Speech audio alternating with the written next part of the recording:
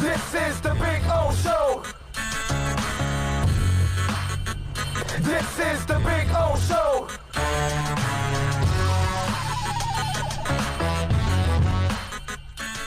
UD yesterday was making some pretty bold claims that I got to say, I understand everything he's talking about.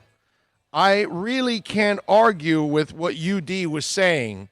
If any of you out there watched The Last Dance, or you're watching The Last Dance, you see how Michael is with guys. You saw how he was with Scotty Burrell, and you're calling people a bitch and all that, right? So UD was on TMZ, and they asked him about The Last Dance and Michael. Now, here's UD talking about what would happen if MJ was calling him names. It was some name calling in there. Yeah. And I'm just saying, if I'm one of them people who might not talk to me like that, I might put hands on Mike. That's all I'm saying. But I might put hands on Mike. And I love Mike to death. Mike the greatest of all time, but you can't call me the B word and the H word. And all right, Mike. Now, Mike, we're gonna have to square off. Now, I got to tell you something. There's no doubt in my mind that UD would go after Michael if he did that. But here's the difference, okay? Do you think Michael was calling Charles Oakley a bitch? No, because Charles Oakley was handling his business. So UD wouldn't have to worry about that because UD handles his business. There's a reason why Wade always wants him around. When LeBron got there, he became like an enormous – he wanted to take UD to Cleveland, remember? He needed somebody to police that locker room. Okay? So UD's the guy that everybody wants around. You know what I'm saying?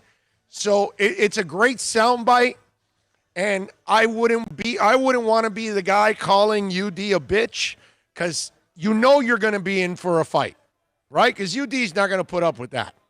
Okay? He's hardcore 305, dude. You don't mess with guys like that.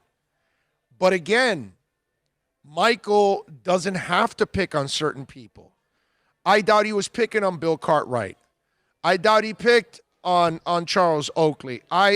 With Dennis Rodman, it's a whole different kind of picking because he's crazy. And so he wants to do crazy things. So he probably wasn't calling him names, but he was probably telling him, yo, what are you, nuts? You can't do that. You can't go to Vegas. I can't have you go to Vegas. You'll never come back. That's the kind of stuff. But I doubt he was ever really slamming Rodman personally because Rodman gave him his all, pretty much. I mean, Rodman does play hard on the court. None of us could ever say Rodman was a slacker on the court. I don't see. That's where I would say I think Michael rode those guys that needed to get, some flack, some criticism. He knew he could get more out of that person. He wasn't getting enough. Charles Oakley, UD, those aren't guys he's going to have problems with. The guys that do their job, they do their job, dude. You leave them alone. You're fine. You don't have to worry about them. They're reliable. And that's where, it's a great soundbite and it's funny and all that. But no, it's a situation that would never surface. It would never happen with Udonis Haslem and Michael Jordan.